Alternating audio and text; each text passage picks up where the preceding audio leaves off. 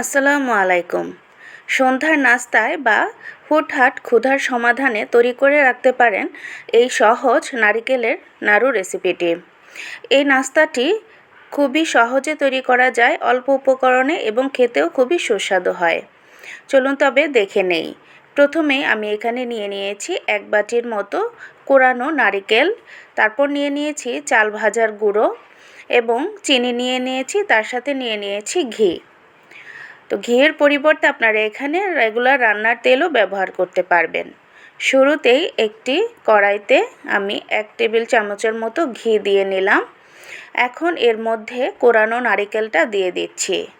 এবার কিছুক্ষণ ঘিয়ের সাথে নারকেলটাকে একটু ভেজে নেব, যতক্ষণ না পর্যন্ত নারিকেলের রঙটা একটু চেঞ্জ হয়ে আসছে। তো নারকেলের রঙটা যখন একটু চেঞ্জ হয়ে এসেছে, ওই পর্যায়ে দিয়ে দিব আমি এখানে স্বাদ মতো চিনি এবং এর সাথে দিয়ে দিব সামান্য পরিমাণে একটু লবণ। লবণটাকেও দিতে না চাইলে নাও দিতে পারেন। এখন এই চিনি এবং নারকেলটা খুব ভালোভাবে মিশিয়ে নেব। চিনিটা যতক্ষণ গলে না যাচ্ছে ততক্ষণ পর্যন্ত এটাকে নেড়ে নিতে হবে। এই পর্যায়ে দেখুন চিনিটা একদমই গলে গিয়েছে।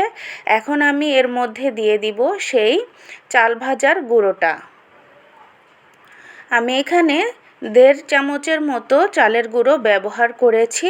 এবার এই সবগুলো উপকরণকে কিছুটা সময় নিয়ে খুব ভালোভাবে মিক্স করে নিতে হবে, একটা স্টিকি বা আঠালো ভাব হয়ে আসা পর্যন্ত।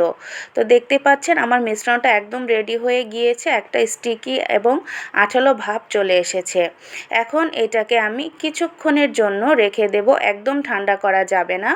নাড়ুগুলো কিন্তু একটু গরম অবস্থাতেই তৈরি করতে হবে। তো আমি একটি পাত্রের মধ্যে সেই চাল ভাজার গুঁড়োটা একটু ছিটিয়ে নিচ্ছি।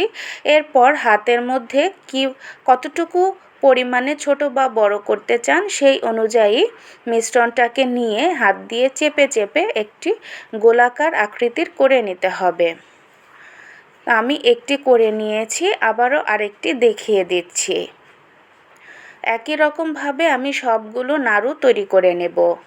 এই নাড়ুটা তৈরি করতে যেমন অল্প উপকরণ লাগে, খেতেও কিন্তু খুবই মজাদার হয়।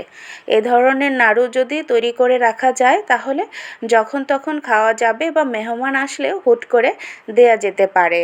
তো আজকের রেসিপিটি আপনাদের কেমন লেগেছে বা নাড়ুর বানানোর পদ্ধতিটা কেমন লেগেছে অবশ্যই কমেন্টসের মাধ্যমে জানিয়ে দিতে পারেন। আর এইভাবে বক্সে করে রেখে সংরক্ষণ করতে পারেন প্রায় 15 থেকে 20 দিনের মতো। এটা এমনিতেও রাখা যাবে বা নর্মাল ফ্রিজেও রেখে দিতে পারবেন। তো আজকে এ পর্যন্তই, ভালো থাকবেন সবাই। আল্লাহ হাফেজ।